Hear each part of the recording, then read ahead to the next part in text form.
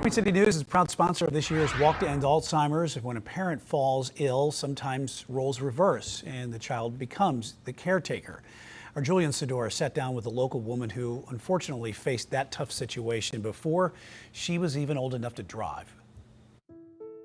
This is what a coworker gave me after I had lost him. Everywhere you look around Ashley Carlucci's apartment, This is just some of his handwriting. are reminders of her Superman.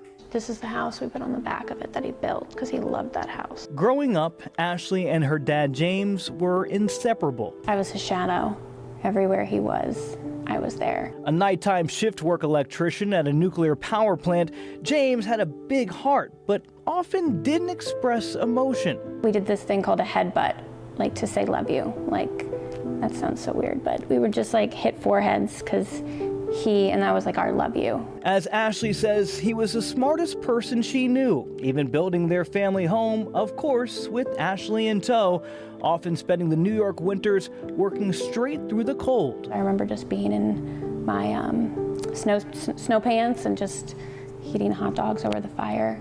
And we would ski together. I remember that too. Those were good memories. That's why for Ashley, she never expected her superhero to break down. At first, there were small signs. He would get angry and over little things, and we didn't know why. Then his memory started to go. At first, the family thought it was related to the neurological Lyme disorder he had gotten from a tick.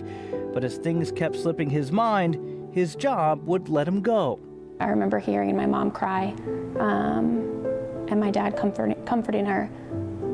I think because the life they planned wasn't going to map out. Her dad would fall into depression, but Ashley says the kids were mostly kept in the dark. I don't think I really realized it. I think they still did a good job of making sure we had what we needed. You know, I still was able to do ski club and do dance. I don't think they ever wanted us to know. That was until one day, as a teenager, Ashley was waiting on her dad to pick her up from a crew race.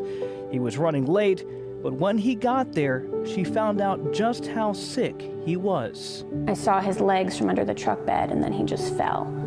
And he started to have 4 grand mal seizures, and he went unconscious right in front of me. In that moment, Ashley wasn't sure if her dad would even live, but she knew for certain something wasn't normal. I ran towards him and froze. I couldn't scream. I couldn't scream or do anything. And a bystander was there and called 911. And then after that is when things like really hit me that, okay, this is not typical. He's really sick. From there, Ashley's life would change, as she would come to find out her dad had early onset Alzheimer's. At just 15 years old, her days of being a carefree teenager now morphing into a teenager forced to become a caretaker. No one prepares you for what that looks like, what that is,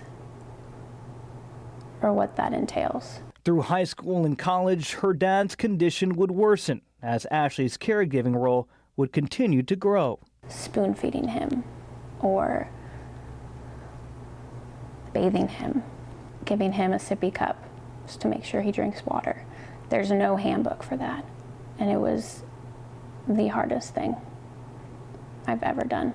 Even then, there were good moments of some clarity. Happy birthday, Ashley Michael.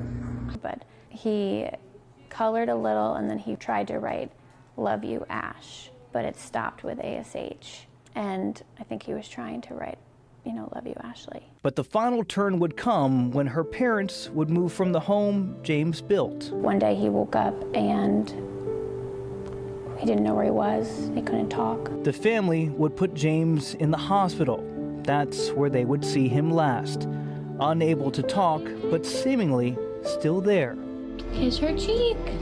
Good. 2 weeks later, after being moved to a nursing home, James would pass away. I think the hardest part has been going through all of these life events without him and hoping I'm making him proud. It was his dream to move to the Carolinas, so that's where Ashley is now. And although he's gone, she still talks to him daily. And by the lake, you loved lakes and bodies of water.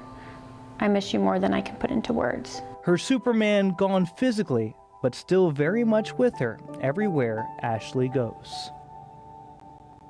Queen City News Plus. Just search Queen City News on your smart TV's app store.